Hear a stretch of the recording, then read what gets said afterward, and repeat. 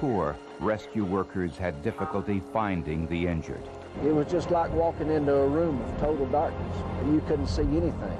I saw a man stumbling out of the fog, and part of his face was gone. Part of the skin off his face had been removed.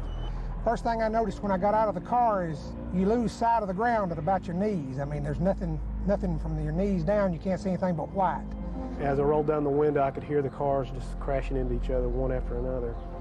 You could hear people around you screaming for help, and it kind of a helpless feeling because you really couldn't do anything about it because you didn't know where they were. All you could do was hear. A motorhome hit the front end of my truck after just seconds after I had gotten out, and then vehicle started hitting the back of it. I'll never forget hearing one, and he hit other cars and just knocked them out of the way like there were nothing, and came and crashed just to the right of that motorhome. The explosion was such that it almost knocked me down. Mike Curtis pulled this 14-year-old boy out of the motorhome, then rescued the boy's mother. And I turned and went back to get her husband. All I could see was fire. I could smell hair burning.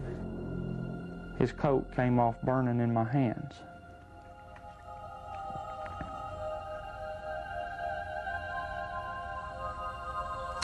It's probably the hardest thing I've ever had to witness. The most helpless feeling I've ever had. The man burned to death.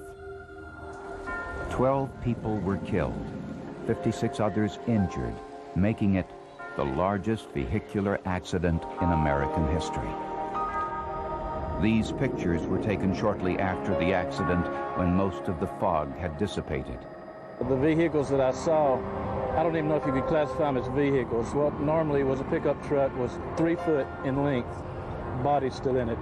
After 11 years without a serious accident, the killer fog had struck again. But why? The families of the dead and injured demanded answers. They wanted to know what caused the dense, thick fog on December 11th, 1990.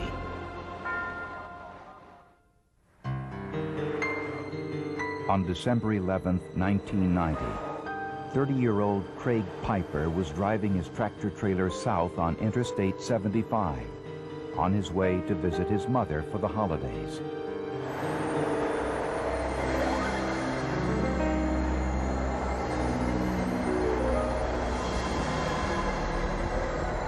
When he entered the thick, dense fog, visibility was near zero. Within seconds, he crashed.